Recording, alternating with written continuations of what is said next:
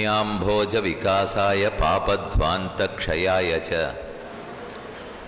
श्रीमान् आविर्भूत् भूमौ रामानुज दिवाकरः तस्मै रामानुजार्याय नमः परमयोगिने यश्रुतिस्मृतिसूत्राणाम् अन्तर्ज्वरमशीशमत् பூமன்னுமாது பொருந்திய மார்பன் புகழ்மலிந்த பாமன்னுமாறன் அடிபணிந்துய்ந்தவன்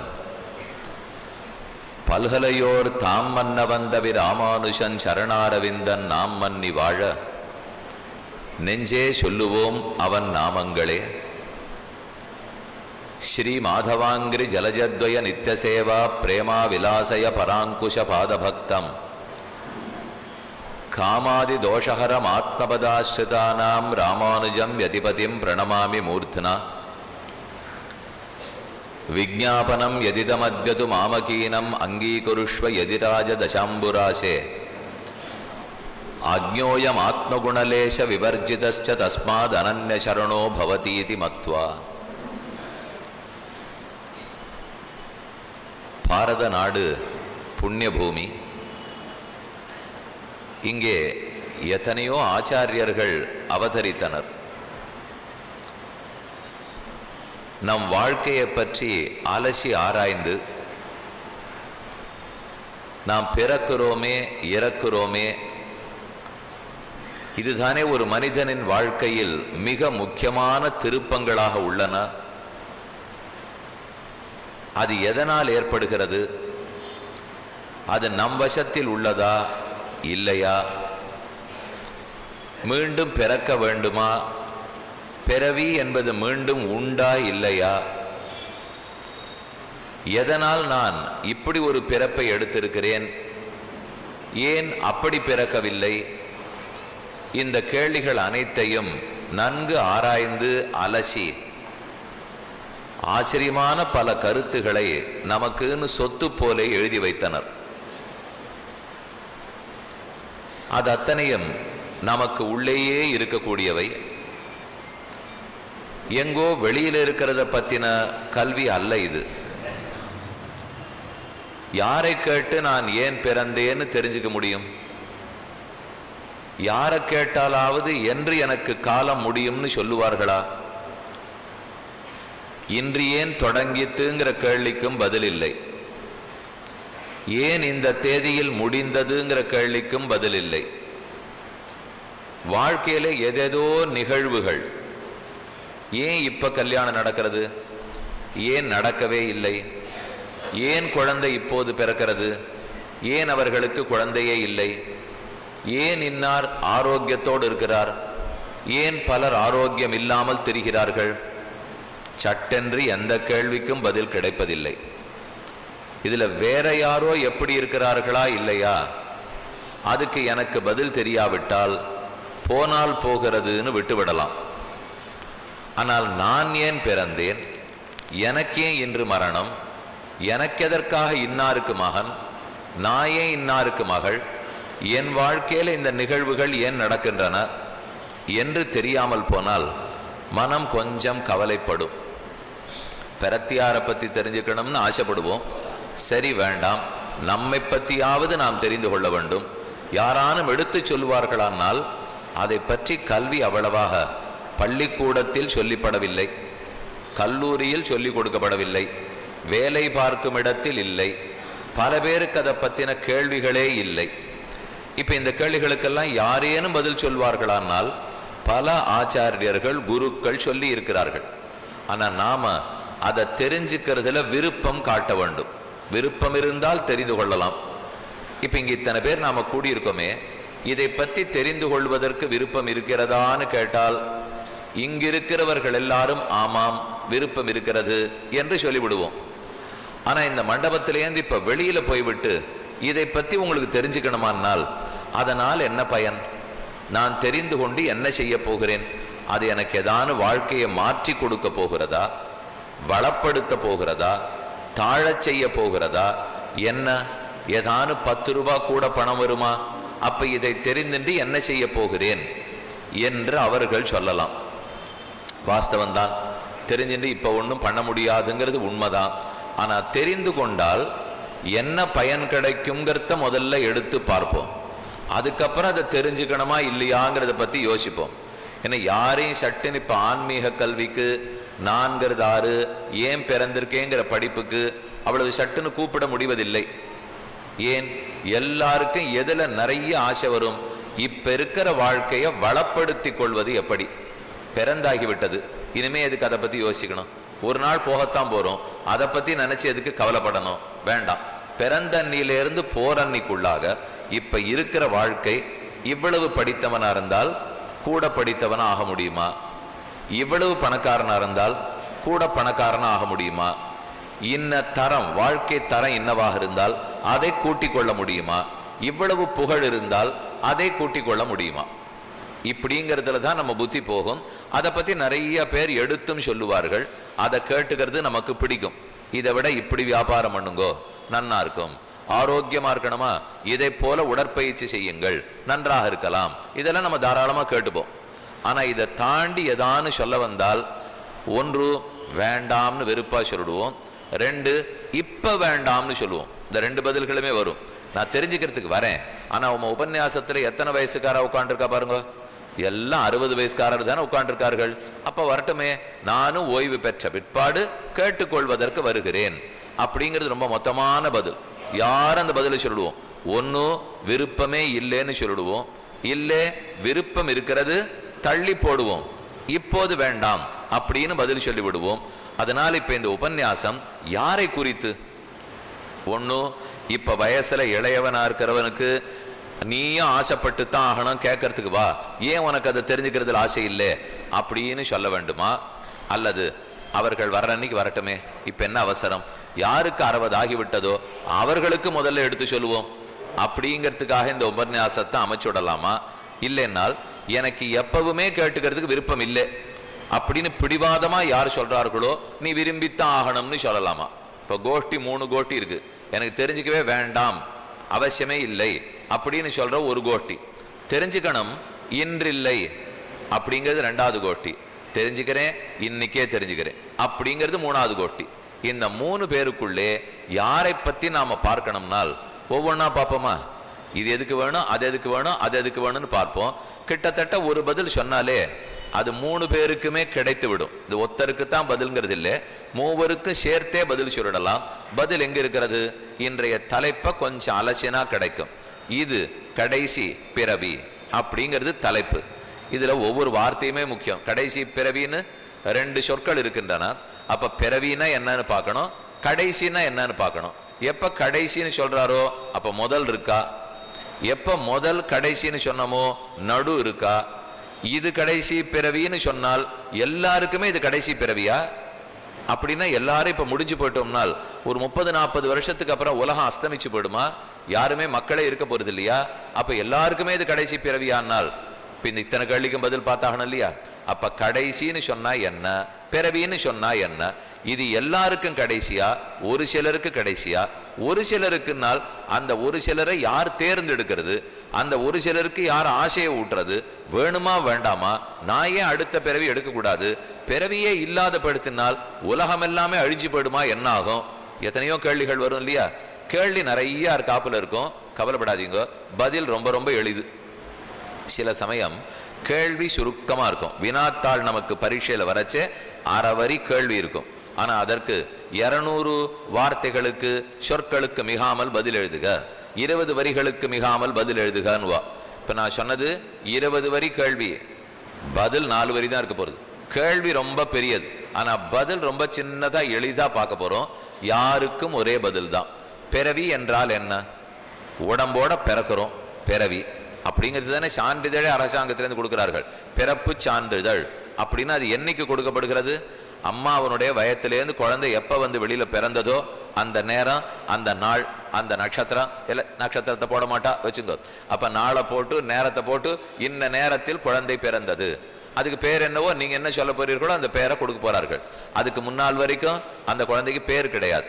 அப்ப பிறவின்னு சொன்னால் உடலோட ஒரு உடலோட எப்ப உயிரோடு ஒண்ணு பிறக்கிறதோ அதை பிறவின்னு சொல்றோம். இனிமே அழும், ஆடும், ஓடும், பாடும், பசிக்கும், குப்புறப்படுறதுக்கு பார்க்கும், நட போடுறதுக்கு பார்க்கும், தவழறதுக்கு பார்க்கும், அந்த உடல் எல்லாம் பண்ண போறது.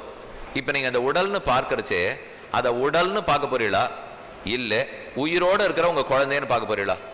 அது வெறும் உடல்னு நினைச்சுக்கிறீங்கன்னு வச்சுங்களேன். அப்ப அதுக்கு அறிவு இருக்குன்னுட்டோ, மனம் இருக்குன்னுட்டோ, பசிக்கும்னுட்டோ எதுவுமே நினைக்க கூடாது. ஏன்னா இதே போல புதுசா ஒரு பொம்மையை பண்ணிட்டு அதுக்கு சாவியை நன்னா கொடுத்து அது கை காலெல்லாம் அசைய ஆரம்பிக்கிறதுங்கிறச்சே எப்படி பார்ப்பீர்களோ அப்படி அவங்க குழந்தைய பார்க்கிறீர்கள். ஒரு பொம்மையை புதுசா பண்ணிட்டு சாவி கொடுத்து ஓட விட்டா கரகரகரான்னு சத்தம் போண்டு இப்படி எப்படி போறது. அந்த பொம்மையை எப்படி பார்ப்பீர்களோ அதே கண்ணோட்டத்தில் இப்ப திடீர்னு அம்மா மடியிலேருந்து வந்து பிறந்தது, பிறந்த உடனே அந்த குழந்தை இப்படி எப்படி ஓடுறதுக்கு ஆரம்பிக்கிறது. அந்த பொம்மையை பார்த்தா போல பார்ப்போமானால் அது எப்படி சுவாமி பார்ப்போம்? எவ்வளவு பாடுபட்டிருக்கோம் இந்த குழந்தைய பெறறதுக்கு.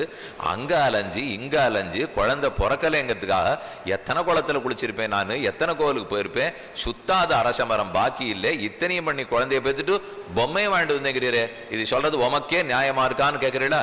அப்ப முதல்ல பொம்மையை காட்டில் இந்த குழந்தை வேறேன்னு கொஞ்சம் புரிஞ்சுப்போம். இது பொம்மை இல்லை. ஏன்னா பொம்மை அப்படி இப்படி போகும். சாவி நின்று போச்சுன்னா பொம்மை நின்று படும். இந்த குழந்தைய வயசாகி 70 ஆச்சுன்னா நின்று பட போறது. ஒரு நாள் இந்த குழந்தையும் போகத்தான் போறது, வளர்ந்து போகும். ஒரு நாள் பொம்மையும் போகத்தான் போறது. அப்ப நான் எதுக்கு இந்த பிறந்த குழந்தைய பொம்மை இல்லேன்னு நினைக்கணும்? சாவி கொடுப்பாப்புல பரபரான்னு ஆட போறது என்ன? இது ஒரு 7 மாசம் ஆடும், அது ஒரு 70 வருஷம் ஆடும். இவ்வளவுதானே இதுக்கு அதுக்கு வித்தியாசம். அப்ப அப்படின்னா அது பொம்மைன்னு சொல்லிடலாமான்னால் அது எப்படி சொல்ல முடியும்? நகமும் சதையுமா இருக்குன்னுவா. சரி, நான் நகமும் சதையோட ஒரு பொம்மை பண்றேன், அவ்வளவுதானே வேணும். இப்போ நகத்தோட சகத்தோட ஒண்ணு வேணும்னால் அப்படியே ஒருத்தர்கிட்ட யாரும் நகத்தை வாங்குவோம், சதையை வாங்குவோம். இப்ப அறிவியல் விஞ்ஞானிகள் கண்டுபிடிக்காததே பாக்கி இல்லை, எல்லாத்தையும் கண்டுபிடிச்சிடுறார்கள். அதை போல ஒண்ணு கண்டுபிடிச்சு இது இன்னும் கேட்டா இந்த குழந்தை யோசிக்கிறத விட அந்த பொம்மை நன்னா கூட யோசிக்க வச்சிருவா. அந்த அளவுக்கு இப்ப கண்டுபிடிப்பெல்லாம் வந்தாயிடுது. அப்ப அதை போல ஒண்ணு பண்ணிட்டு உங்க குழந்தையாட்டம் நினைப்பிடலான்னால் அது எப்படி சாமி? நகை சதை இருந்துட்டா போருமா? உயிர் இருக்க வேண்டாமான்னுவா. உயிர்னா என்னன்னு கேட்டு பாருங்க, அப்பதான் நின்றுடுவோம். ஓ, அதுக்கு பதிலே தெரியலையே. இப்போ உயிர்னா பிராணவாயுவா இருக்குமோ? அப்படின்னா இவ்வளவு பெருசு ஒரு குடுவேல பிராணவாயு அணைச்சு அதை வேணா அந்த பொம்மைக்குள்ள விட்டுலாமா? அப்ப பிராணவாயு வந்துடும். உயிர்னா ஒருவேளை கண்ணு காது மூக்கா இருக்குமோ? இன்னொருத்தர் இடத்துல இருந்து வேணா கண்ணை வாங்கி ஜாகிரதையா இந்த பொம்மை கொட்டு வச்சிடலாமா? அப்ப கண்ணு வரும். என்ன பண்ணாலும் அது உயிர் இல்லைன்னு தெரிஞ்சு போச்சு. அப்ப கண்ணோ காதோ மூக்கோ நாக்கோ பிராணவாயுவோ இது எதுவுமே உயிர் இல்லை. அப்ப ஏதோ ஒண்ணு உயிரோடு இருக்கிறது பொம்மை இல்லைன்னு சொல்றீங்களே, அந்த உயிரோடு இருக்கிறதுங்கிறது என்னது? அதுவா அறிவோடு இருக்கிறதுன்னு சொல்லி பார்க்கலாமா? இருக்கு. இந்த பொம்மைக்கு அறிவெல்லாம் இப்ப கொண்டுட்டா விஞ்ஞானிகள்லாம். இப்ப செயற்கை அறிவுன்னு புதுசா பெரிய ஆராய்ச்சி எல்லாம் நடந்துட்டு இருக்கு. யோசிச்சு பார்த்தீங்களா? தானாது யோசிக்க வைக்கிறது செயற்கையான அறிவு. அப்போ ஒருத்தர் என்கிட்ட கேள்வி கேட்டார், எழுதியிருந்தார். நீங்கள்லாம் மோட்சமோனோ மோட்சமோனோ வைகுந்தம்னு சொல்லிட்டு இருக்கீங்களே, ஒருவேளை செயற்கை அறிவோட வரப்போற ஒரு 30-40 வருஷத்தில் நாங்க நல்ல பொம்மையா கொண்டு அந்த பொம்மை தவமெல்லாம் பண்ணி அந்த பொம்மை சரணாகதி பண்ணி அது வைகுந்தத்துக்கு போகணும்னு வந்துடுத்துனால் நீங்க வைகுந்தத்தில் இருக்கிறது நெஜ மனுஷனா அல்லது செயற்கை மூளை இருக்கிற பொம்மையா? செயற்கை மூளை மனுஷன் வைகுந்தத்துக்கு போலாமான்னு ஒருத்தர் எனக்கு எழுதி அனுப்பிச்சிருந்தார். நியாயமான கேள்விதான். இப்போ இருக்கிற நம்ம போறதே ஒன்னப்படி என்னப்படி பாடா இருக்கு. இதுக்கு மேல இந்த பொம்மையெல்லாம் வேற அங்க வந்து உட்கார ஆரம்பிச்சு கொடுத்தனால் வருமானால் வராது. ஏன்? நம்ம தவம் பண்ணுன்னு சொன்னா பசிக்கிறதுன்னு எழுந்து போடுவோம், பொம்மை எழுந்திருக்காது, ஒழுங்கா உட்காந்து பண்ணும். அது பூவை தொடுன்னு சொன்னா எனக்கு கை வலிக்கிறதுன்னு எழுந்து போடுவேன், அது ஒழுங்கா தொடுக்கும். இந்த திருப்பா 30 பாட்டை 30 நாள் சொல்லுன்னா நான் பாதி நாள் சொல்ல மாட்டேன், அது ஒழுங்கா சொல்லும். என்னை விட எல்லாத்தையும் அது ஒழுங்கா பண்ண போறதே. அப்ப அதுதானே வைகுந்தத்துக்கு போகணும்னால் போகாது. ஏன்னு பாருங்க. இல்லை அதுக்கு ஆசை இருக்கா சுவாமி? எனக்கு வைகுந்தம் போகணும்னு ஆசை இருக்கு, பொம்மைக்கு ஆசை இருக்குமானால் ஊட்டி விடலாமே. இப்ப இதுக்கெல்லாம் யோசிக்க வச்சதே மனுஷன்தான். அப்ப மோட்சத்துக்கு போகணும்னு நான் ஆசைப்படலே, ஆனா பொம்மை ஆசைப்பட வச்சுள்ளாமே.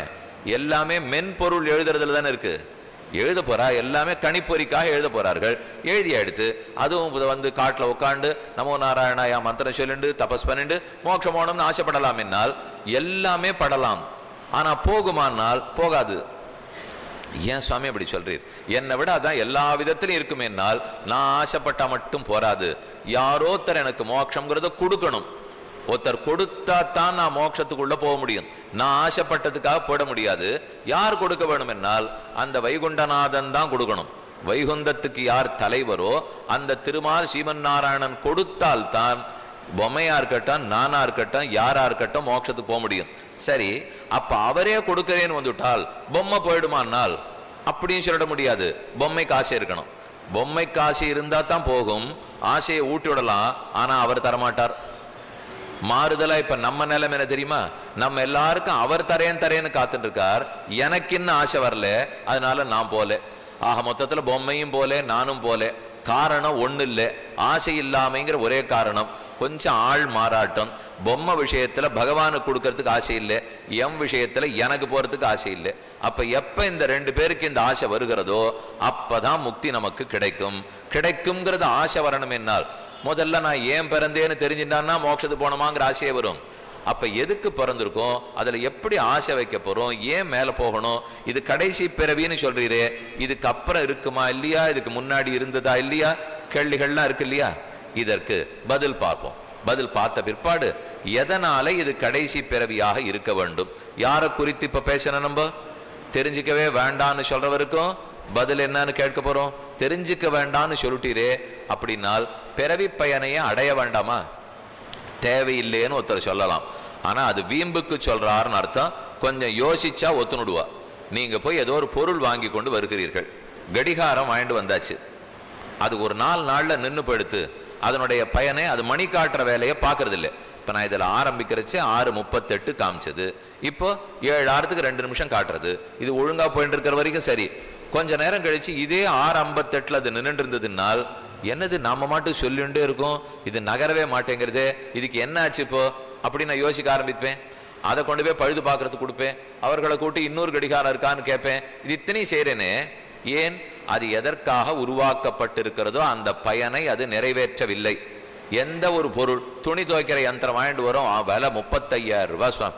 அதை கொடுத்து அங்கங்கே தேடி பிடிச்சு கடனை உடனே வாங்கி மாசத்துக்கு 2,000 ரூபாய் கட்டுறேன்னு சொல்லி அதை வாழ்ந்து வீட்டில் வச்சு துணியை துவைக்க போட்டா இந்த துணியெல்லாம் துவைக்க முடியாது. முடித்தது இவ்வளவு தூரம் வாங்கிட்டு வந்திருக்கேன். என்னால் நான் போர்வையெல்லாம் போட்டுவிட்டேன், தலகாணி எல்லாத்தையும் போட்டேன். அது ஏதோ புடவை துணிமணி துவைப்பின்னு சொன்னா இது எல்லாத்தையுமா நான் துவைக்கலன்னு சொன்னேன். முடியாதுன்னால் அப்ப பயனை அது செய்யலேன்னு அர்த்தம். உடனே எடுத்துன்னு போயிடுவோம். இது பழுதுபட்டிருக்கு, சரிப்படுத்தி கொடுங்கன்னு சொல்லுவோம். எந்த ஒரு பொருள் படைக்கப்பட்டாலும் படைத்ததன் பயனை அடைந்துதான் தீர வேண்டும். நான் படைக்கப்பட்டிருக்கிறேன். ஆனால் ஆமாம், அந்த யந்திரமும் பிறந்த தேதி போட்டு கொடுக்குறாளே, இது உற்பத்தி செய்யப்பட்டது எப்போது, எதுவரை வேலை செய்யும் போடுறா. எனக்கும் பிறப்பு சான்றிதழ் வந்தது, நான் பிறந்தது எப்போது. அப்ப நானும் உற்பத்தி பண்ணப்பட்டிருக்கேன், துணி துடைக்கிறதும் உற்பத்தி பண்ணப்பட்டிருக்கு, தளிகை சமைக்கிறதுக்கு உண்டான அடுப்பும் உற்பத்தி பண்ணப்பட்டிருக்கு. அதுக்கு தேதி இருக்கு, பிறந்த தேதி இருக்குன்னாலே பிறந்ததற்கு பயன் இருந்துதான் தீர வேண்டும். இப்ப இவ்வளவு தூரம் நம்ம மனுஷனா இருக்கமே, இந்த யந்திரத்தெல்லாம் விட நாம சிறந்தவன் தானே ஒத்துக்கிறோம். யாரை கேட்டாலும் யந்திரத்தோட ஒப்பிட்டா அவ்வளவுதானா, நான் என்ன சமயம் அதுன்னு அறிவில்லாத யந்திரத்தோட போய் சொல்றீரே அப்படின்னு கோச்சிப்போமா இல்லையா? ஆனால் அப்ப அந்த அறிவில்லாத யந்திரம் கூட எதுக்கு படைக்கப்பட்டதோ அதன் பயன் அடையணும்னால், அப்ப அறிவுள்ள நான் எதற்கு பிறந்திருக்கிறேனோ அந்த பயன் அடைய வேண்டாமா? அதனால பிறவியின் பயன் எதற்குன்னு யாரான்னு கேட்டால் தயவு செய்து கொஞ்சம் யோசிச்சுட்டு அந்த கேள்வி கேட்போம். ஒண்ணுமில்லாத இந்த நாற்காலி உட்கார்றதுக்கு பயன்படல ஏன்னு கேட்போம். இது ஒளிப்பதிவு பண்ணிட்டு இருக்கிற இந்த கருவி, இந்த புகைப்பட கருவி ஒழுங்கா எடுக்கலைன்னா ஏன்னு கேட்போம். அப்ப அறிவில்லாத இதுகள்லாம் ஒழுங்கா வேலை செய்யணும்னால் நான் ஏன் என்னுடைய பயன் அடையக்கூடாது? ஒவ்வொன்றும் படைத்தது உற்பத்திக்கு பயன் இருக்கிறது, அதை போல எனக்கும் பயன் இருக்கிறது. ரொம்ப சுலபமா ஞாபகம் வச்சுக்கோ. நானும் படைக்கப்பட்டிருக்கேன், நானும் ஒரு நாள் போறேன். அப்ப பிறந்த அன்னிலேருந்து போற அன்னிக்குள்ளாக ஏதோ பயன் இல்லாம யாரும் பிறந்துடல. ஒரு நெல்லு சாகுபடி பண்றோம்னால் பயன் இருக்கு. ஊர் முழுக்க நீங்க உப்பளம் வச்சுட்டு இருக்கீங்களோ இல்லையோ, உப்பை பண்றோம்னால் பயன் இருக்கிறது. உப்பு எல்லாத்தையும் பண்ணி கோடியில போட்டு வைக்கிறதுக்காக வச்சுட்டு இருக்கோம். அதெல்லாம் சுவாமி உப்பு பண்ணா அது விற்பனைக்கு போகணும். இப்போ ஏற்கனவே எங்களுக்கும் குஜராத்துக்கும் ஒரே போட்டியா இருக்கு. இங்க இருக்கிற உப்பா அங்க இருக்கிற உப்பான்னுட்டு அளவு ஜாஸ்தியா போச்சுன்னா விலை குறைஞ்சி படுறது, விலை ஜாஸ்தியா போச்சுன்னா அளவு குறைஞ்சி படுறது. எப்ப எதுன்னு தெரியல. மழை வராட்டா தண்ணீரே இல்லை, உப்பு இல்லை. மழை வந்துடுத்துனா நல்ல தண்ணீரா போச்சு, உப்பு இல்லை. இப்படி இல்லை அப்படி இல்லை, எத்தனை பாடா இருக்கு இப்போ. அப்ப இது இத்தனையும் சேர்த்து உப்புன்னு ஒண்ணு பண்ணா அது விற்கணும், விற்கிறதுக்கு காசு வரணும். வந்தா தான் பயன். வெறுமை நாம அளம் வச்சுன்னு எல்லாம் பண்ணிட்டே இருக்க போறோமா? எதுவுமே உலகத்தில் வெறுமை பிறக்காது, வெறுமை இறக்காது. பிறப்பதற்கும் இறப்பதற்கும் நடுவில் பயன் இருந்துதான் தீர வேண்டும். பயனற்றதா இருந்தால் பயனற்ற பணம் முதலீடு வங்கிகள் எல்லாம் ஒரே சத்தம் போடுற பாருங்க. இப்போ யாரோ ஒருத்தர் வரார் 7000 எடுத்துன்னு போயிட்டேங்கிறார், இன்னொருத்தர் வரார் 17,000 கோடியை நான் எடுத்துன்னு போயிட்டேங்கிறார். அந்த சுவாமிகள்லாம் இப்ப எங்க இருக்கான்னா பாரதத்தில் இருக்க மாட்டாங்கிறார். ஏன்? எப்படி நான் வெளியில போகணும்னால் அதுக்கு யாரான்னு ஒருத்தரை பிடிச்சு உபன்யாசம் நடத்துறவாளை கேட்டு அங்க போய் உபன்யாசம் பண்றதுக்கு 100 ஆவணங்கள் எங்கிட்ட கேட்பா. நீர் பிறந்தது என்னைக்கு, நீர் உபன்யாசம் பண்றவர் தானா, படிச்சிருக்கீரா, ஒழுங்கா இதை மட்டும் பண்ணிட்டு போவீரா, வேற ஏதாவது வம்பு தும்புக்கு போவீரா, இத்தனையும் கேட்டுண்டு போனா போறதுன்னு 90 நாளைக்கு வாங்கோ அப்படின்னு வாங்கறதுக்குள்ள வைகுந்தத்துக்கே வாங்கின மாதிரி இருக்கு. அவ்வளவு கட்டப்பட்டு வாங்க வேண்டியிருக்கு. இது என்ன இந்த பாடு, நமக்கெல்லாம் இவ்வளவு பாடா இருக்கு. நீங்க பேரம்பேத்தி பார்க்க போனோம், பொண்ணு புள்ள பிரசவத்துக்கு போனோம்னால் பொண்ணா உங்க பொண்ணு தானா, நீங்க தான் கல்யாணம் பண்ணி கொடுத்தீங்களா, உண்டா இருக்கிறது உண்மைதானா, இத்தனை கேள்வி கேட்டுன்னு போகணும்னு சொல்லியிருக்கா. ஆனா யாரோ ஒருத்தர் சௌரியமா 7,000 கோடி 17,000 கோடி 70,000 கோடிங்கிறார்.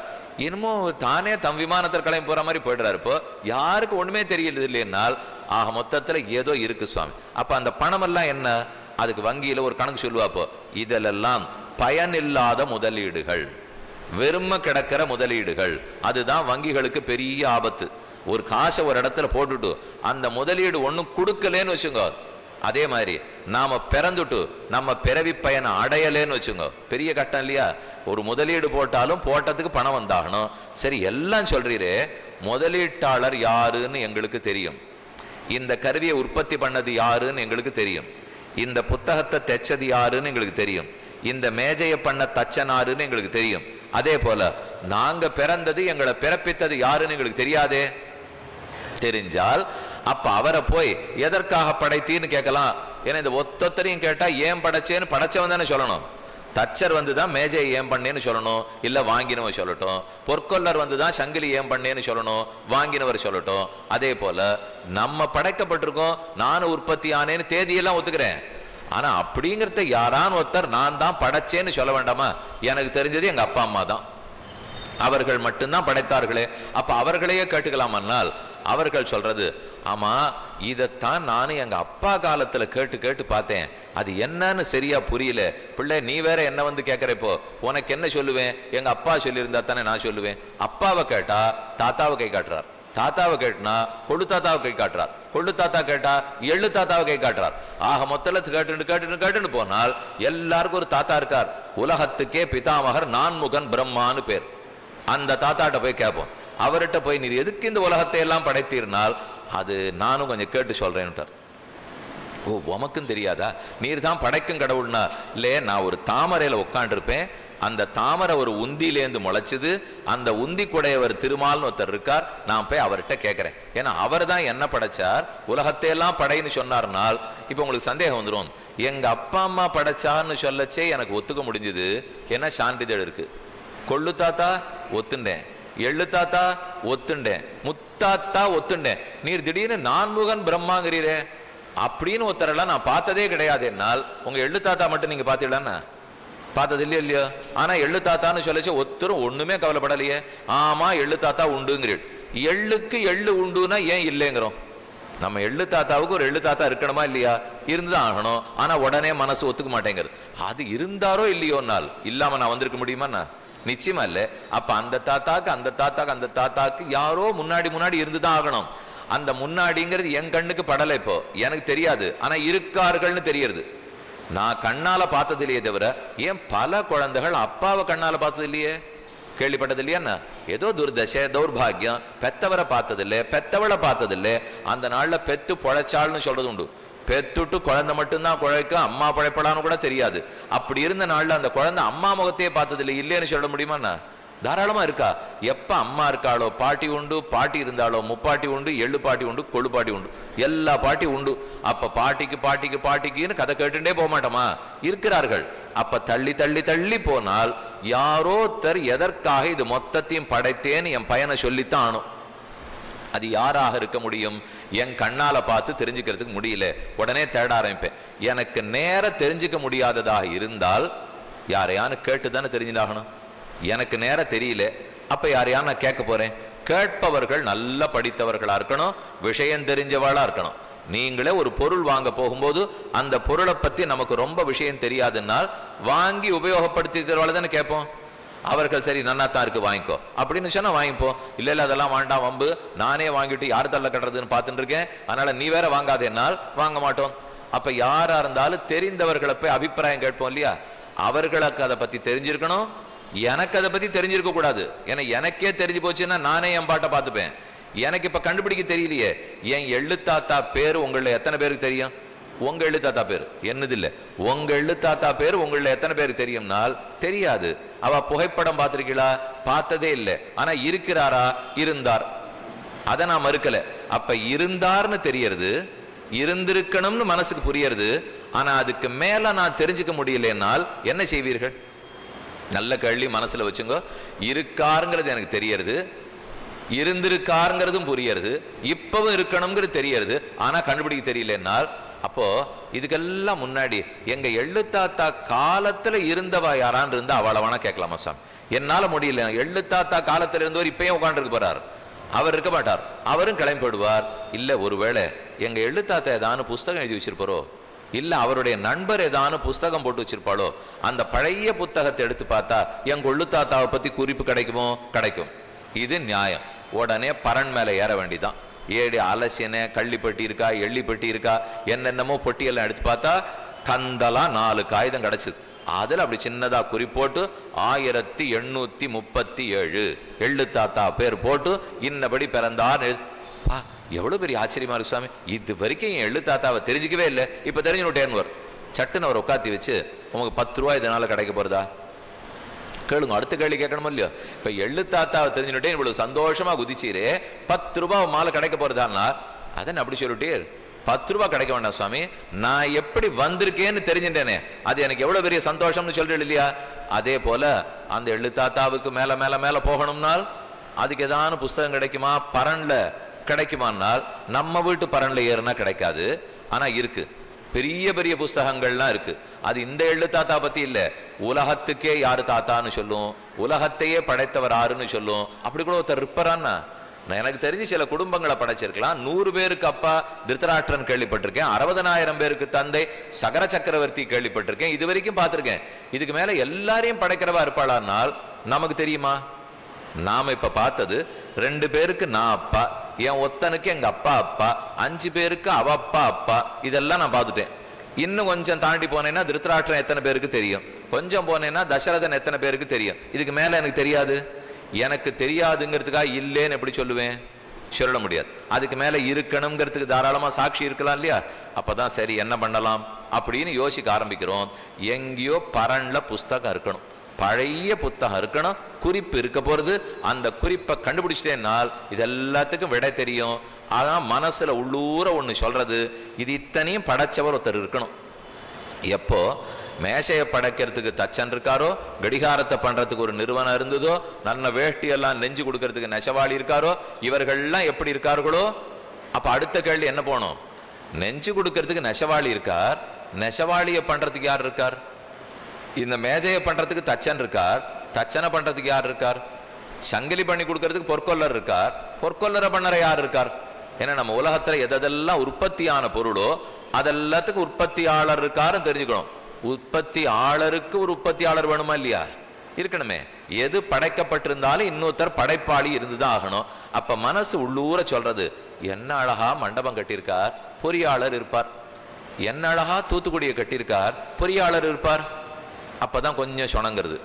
மண்டபம் கட்டினார் பொறியாளர் இருப்பார்னா புரியுது, தோட்டம் வச்சார் தோட்டக்காரர் இருப்பார்னா புரியுது, இதை கட்டினார் அதை கட்டினார்னா புரியுது. தூத்துக்குடியை கட்டினார் கட்டினவர் இருக்கணும்னால் அப்படி கூட ஒண்ணு இருக்குமா சுவாமி? அப்படின்னு கூட ஒண்ணு படைக்க முடியுமா? அது எல்லாம் சேர்ந்தது இல்லையோன்னால் இருக்கட்டுமே. எல்லாம் சேர்ந்ததுங்கிறத படைக்கிறவர் இல்லாத சேர்த்துட முடியுமா? அப்ப இது படைக்கணும் படைக்கணும் படைக்கணும்னால் இந்த படைப்பாளிகள் எல்லாத்தையும் சேர்த்து இவ்வுலகத்தை உருவாக்குறதுக்கு யாரோ ஒருத்தர் இருந்துதான் ஆகணும். படைப்பாளியே இல்லாத என்ன ஆகும்? அப்ப அவரிடத்துல போகணும், உட்காரணும், கையை கூப்பிக்கணும், என்னை எதுக்கு படைச்சின்னு அவர்கிட்ட போய் கேட்டான். அவர் அப்படிலாம் பதில் சொல்ல மாட்டார். நான் இப்ப சட்டுன்னு போய் கேட்டாலாம், இப்போ இந்த பிரதான மந்திரியை பார்த்து இந்த நாட்டை நீர் எப்படி நடத்துறதா இருக்கீர், நான் நாளைக்கு போய் கேண்டு வரதா இருக்கேன், இப்படின்னா ஒரு பதிலும் கிடைக்காது, பேட்டியே கிடைக்காது, போய் பார்க்கவே முடியாது. பார்த்து கேட்டாலும் வாசல்ல இருக்கிற 4வது ஷோர்லயே என்ன பிடிச்சுன்னு போடுவா. யாரானு உள்ள விடுவாளான்னா? யார் இவரை கூட்டாப்போ ஏதோ இது பெரிய ஆபத்துல போய் முடிய போறது, இவர் குண்டு வைக்க வந்தாரா, என்ன பண்ணாருன்னு தெரியல, பிடி, இனிமே 50 வருஷத்துக்கு வெளியில விடாதே அப்படின்னு கொண்டு போய் உட்காந்து வச்சிருவாங்க. சுவாமி இது வம்பா இருக்கு, ஆனால் அதெல்லாம் வேண்டாம், இந்த தேசத்துல இங்க பக்கத்தில் இருக்கிறவாளையே கேட்க முடியாதுங்கிறீரே, நீர் ஏதோ உலகத்தையே படைத்தவனை போய் பிறவியின் பயன் என்னன்னு கேட்டா ஆறு சொல்ல போறா தோணும். ஆனா என்ன அழகுனால், நம்ம பிரதான மந்திரியை பார்க்க முடிஞ்சதோ இல்லையோ, மந்திரி முதல் மந்திரியை பார்க்கறதோ இல்லையோ, உலகத்துக்கே படைப்பாளின்னு ஒருத்தனை சொன்னேன் பாருங்க, அவர் ரொம்ப எளியவரா இருக்கார். அவர் ஒண்ணு இந்த மாதிரி பார்க்க மாட்டேன்னா சொல்றதே இல்லை, எப்போதும் யாரையும் பார்க்கிறேன், நீ என்ன தேடி வருது, நான் உன் பக்கத்திலேயே இருக்கேனேங்கிறார். இப்படி கூட ஒருத்தர் இருப்பாரானால், ஆனா அதை நம்மால பார்க்க முடியாது. அவர் எப்பவும் இருக்கேன், எங்கேயும் இருக்கேங்கிறார். இதெல்லாத்தையும் நான் எங்கேருந்து தெரிஞ்சுக்கணும்? யாரானு படிச்சவர் சொன்னா தேவலை, ஏதானு பழைய புஸ்தகத்துல குறிப்பு இருந்தா தேவலை, அப்பதான் என்னால் நம்ப முடியும்னால் இருக்கிறார்களே. பழைய புத்தக குறிப்பு இருக்கு, அந்த புத்தகத்தை வச்சுன்னு பாடம் எடுத்து சொல்றதுக்கு தெரிந்தவர்களும் இருக்கிறார்கள். ரெண்டும் இருந்தால் இப்ப பாக்கி என்ன, நான் போய் கேட்கணும், அது ஒண்ணுதான் மிச்சம். நான் பரன்ல தேடி பார்த்தா போலே, இப்ப நானும் பரன்ல தேடினா இவர்களை பத்தின குறிப்பு கிடைக்காது. ஆனா தெரிந்தவர்கள் இருக்கிறார்கள்.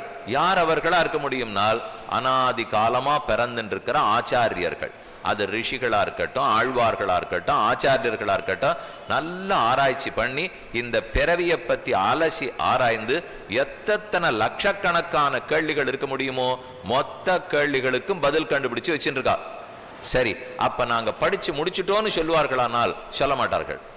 இன்னும் படிச்சுட்டு இருக்கோம், இன்னும் படிச்சுட்டு இருக்கோம், இன்னும் படிச்சுட்டு இருக்கோம். ஏன் முடிச்சிடக்கூடாதானால், கண்ணுக்கு நேர தெரியற பொருளா இருந்தா ஆரம்பிச்சா முடிச்சு விடலாம். கண்ணுக்கு தெரியாத பொருளா இருந்தா அப்படி சட்டுலாம் முடிக்க முடியாது. அது மெதுவாத்தான் வரும், மெதுவாத்தான் வரும். படிக்கிறதுக்கு நேரமாகும், ஆராய்ச்சி பண்ணி கட்டுரை வெளியிடுறதுக்கு நேரமாகும். ஆனா இத்தனை கட்டுரை நமக்கு கிடைச்சிருக்கே, ஏதோ பழைய குறிப்பு புத்தகம்னு சொன்னீரே, அது எது என்றால் அனாதியான வேதங்கள், இதிகாசங்கள், புராணங்கள். அந்த குறிப்பை எடுத்து பார்த்தால் இப்ப நான் சொன்ன இத்தனை அங்கேருந்து எடுக்கப்பட்டதுதான். அது சொல்லும், ஓஹோ எல்லாருக்கும் படைப்பாளி இருக்கார் பிரம்மா, பிரம்மாவையும் படைத்தவர் இருக்கார், நன்னா நமக்கு புரியற அளவுக்கு மெதுவா எடுத்து சொல்லும். அதை படிக்க படிக்க நமக்கு புரிஞ்சு, ஓ நாம படைக்கப்பட்டிருக்கோம். அதனாலே படைப்புன்னு ஒண்ணு இருக்கிறது, உயிர்னு ஒண்ணு இருக்கிறது, அது கண்ணுக்கு தெரியாது. அந்த உயிர்ங்கிறது வேற எதுவும் இல்லை, ஒவ்வொரு உடம்புக்குள்ளேயும் இருக்கிற ஆத்மா. அதைத்தான் உயிர்னால், ஆத்மாவை உயிர்னு சொல்லுவீரானால் நீங்க என்ன பேர்ல வேணா சொல்லுங்க, அதுக்கு பேர் ஆத்மா. ஆத்மா தான் நான், ஆத்மா தான் நீங்க, ஆத்மா தான் இவர். இங்க உட்கார்ந்து இருக்கிறது எத்தனை பேரோ அத்தனை பேரும் ஒவ்வொருத்தரும் ஒவ்வொரு ஆத்மா. அந்தந்த ஆத்மா இந்த உடலை எடுத்துட்டு இருக்கோம். ஏன் எடுத்துட்டு இருக்கோம்னு சொல்லணும்? நான் உடலான்னு பொம்மையான்னு கேட்டேன், இல்லேன்னு சொன்னீர்கள். நகமும் சதையுமான்னு கேட்டேன், இல்லேன்னு சொல்லிட்டீர்கள். பிராணவாயுவை அடைச்சுட்டா போருமான்னு கேட்டேன், இல்லேன்னு சொன்னீர்கள். அப்ப தலையாட்டினதெல்லாம் இப்ப இல்லேன்னு சொல்லக்கூடாது. அப்ப ஏற்கனவே அந்த கேள்வி எல்லாம் கேட்டுனுட்டேன், ஏற்கனவே நீங்களும் பதில் பார்த்தாய் விட்டது. இப்போ அப்ப இந்த பிறந்து இந்த குழந்தை அசையறதே தவடறதே, இது இந்த மாதிரி வெறும் காற்றடைச்ச பை இல்லை, இது பிராணவாயு பை இல்லை, இது வெறும கண்ணு காது மூக்கு இல்லை, இது நகசதை மட்டும் இல்லை, இதெல்லாத்தையும் தாண்டி ஒண்ணு இருக்கு, அது அறிவுன்னு வேற ஒத்துண்டீர்கள். அறிவுடையதுனால் ஒருவேளை செயற்கையான அறிவோ? கிடையாது, கிடையாது. இது ரொம்ப இயற்கையான அறிவு. இயற்கையான அறிவுன்னு ஒருத்தரை பத்தி நாம சொல்றோமே, இப்ப உங்களுக்கு இருக்கிற அறிவு இயற்கை தானே, அவருடைய அறிவு இயற்கை தானே. எப்பவாவது அந்த அறிவை உங்க உடம்புக்குள்ள யாரானு போட்டார்களா? போட்டிருந்தா தேவலை, போட்டதே இல்லையே. அது போடாதனாலதான் இப்பவும் ஆபத்தா இருக்கு. யாரான ஒருத்தர் அப்படி வளர்ந்துட்டே வரைச்சே தலையெல்லாத்தையும் திறந்து இவ்வளவு நன்னா எடுத்து உள்ள போட்டு சௌக்கியமா இருங்கோ அப்படின்னு சொன்னா நன்னாத்தான் இருக்கும். நானும் 4000 திவ்ய பிரபந்தம் மனப்பாடமா வரணும்னுட்டு இவ்வளவு தடி புஸ்தகம் தலகாணி ஆட்டம் இருக்கு. அதை ஒவ்வொரு நாள் ராத்திரியும் தலகாணியா வச்சுன்னு படிச்சு பாக்குறேன். ஏதான இப்படி மெதுவா உள்ள ஏறிடுமா, அப்படியே கார்த்தால எழுந்திருக்கிறச்சே பழிச்சு நம்மாழ்வாராட்டம் ஏதாவது பாட்டலாம் பாடலாமான்னால் ஒன்றும் வரமாட்டேங்கிறது. நேற்றுக்கு மனப்பாடம் பண்ணது இன்னைக்கு மறந்து போய்டுறது. ஏதோ திருப்பாவை சொல்லணுங்கிறார்களே, ஓங்கி உலகளந்த உத்தமன் பேர் பாடி சொல்லிண்டே வந்தார். 5ஆம் பாட்டு வந்தது, மாயனை மண்ணு வடமதுர மைந்தனை தூய பெருநீர் யமன துறவனை ஆயர்குலத்தினில் தோன்றி மணிவிளக்கை தாயை குடல் விளக்கம் செய்த தாமோதரனை தூயோமாய் வந்து நாம் தூமலர் தூவி தொழுது வாயினால் பாடி மனத்தினால் சிந்திக்க புயபிழையும் புகுதருவான் நின்னவன்னு பாட்டு சொல்லணும். கொஞ்சம் கண்ணா அசத்தராப்பில் இருந்தது. பாட்டை அதனால தான் சொல்லியிருந்தேன்னா, மாயனை மண்ணு வட மதுரமைந்தனை தூய பெருநீரை முனத்துறவனை ஆயர் குலத்தினில் தோன்றி மணிவிளக்கை தாயை குடல் விளக்கம் செய்த தாமோதரனே தூயோமாய் வந்து நாம் துயிலிடப் பாடுவான் வாயால் முன்ன முன்னம் மாற்றாதே அம்மா நீ நேச நிலக்கதவம் நீக்குன்னு 16ஆம் பாட்டு. அது இப்ப நான் சொன்ன அதே பாட்டு ஆரம்பிச்சது 5ஆம் பாட்டு, முடிச்சது 16ஆம் பாட்டு. எங்க தப்பி போச்சுன்னால், தூயோமாய் வந்து நாம் தூமலர் தூவி தொழுதா தூயோமாய் வந்தோம் துயிலிழப் பாடுவானான் ஒரு சின்ன மயக்கம். அந்த மயக்கத்துக்குள்ள தாண்டினா, சுவாமி இன்னைக்கு திருப்பாவை எவ்வளவு நேரத்துல முடிக்கணுங்கிறத பொறுத்தது. எனக்கு இன்னைக்கு 30 பாட்டு சொல்லி 30 நிமிஷம் ஆனா தேவலைன்னால் ஒழுங்கா சொல்லுவேன். இல்லை 20 நிமிஷம் தான் இருக்கா, அப்ப துயிலழ பாடுவான் சற்று மாத்திர வேண்டியதான், 10 பாட்டு தள்ளி போடலாம் இல்லையோ. அப்ப இப்படி இருக்கு எம்புத்தி. இதை வச்சு நான் படிச்சேன்னா எல்லாம் எனக்கு ஞாபகம் இருந்துட போறதா? கொஞ்சம் நிதானப்பட்டு புறத்தியார் சொல்றத கேட்டுத்தான் தீர வேண்டும். அவர்கள் அந்த வேதத்தை முழுக்க படிச்சிருக்கா, நாமும் படிக்கணும்னால் முழுக்க முடியுமா தெரியாது. ஆனா பிறந்தது எதனாலேங்கிற தெரிஞ்சுக்கிற ஆவல் இருக்கும். கடவுளை பார்க்க முடியல, படைப்பாளி யாருன்னு தெரியல, அதை பத்தி தெரிஞ்சுக்கணும். நானே எதான் எடுக்கலாமான்னா குறிப்பு கிடைக்கல. யாரோத்தர் சொல்லுவரானால் சொன்னவர்கள்லாம் இருக்கார்கள். ஆனா அதுக்கு தமிழ் தெரிய வேண்டியிருக்கு, சம்ஸ்கிருதம் தெரிய வேண்டியிருக்கு. தெரிஞ்சாதான் இதெல்லாம் புரியும். இல்லை ஆங்கிலத்தில் கிடைக்காதா? அப்படிலாம் கிடைக்காது. ஏதோ சுமாராக கிடைக்குமே தவிர நல்ல தமிழ் நல்ல வடமொழி அப்படிங்கிறது இருந்தா தான் நாம தெரிஞ்சுக்கிறதுக்கு முடியும். அப்ப அவர்கள்லாம் நமக்கு என்ன சொல்லி கொடுத்துட்டு போயிருக்கார்கள், அதை கொஞ்சம் ஆராய்ச்சி பண்ணி பார்க்கணும். பார்த்தா நாம பிறந்தது ஏங்கிறது தெரிஞ்சிடும். அப்ப இவ்வளவு நேரம் நீங்க ஒத்துன்றீர்கள், இது வெறும் உயிர் இல்லை, அறிவோட கூடியிருக்கிற ஒண்ணும். அதுதான் ஏதோ உள்ள வருது, அதுதான் வெளியில போறது.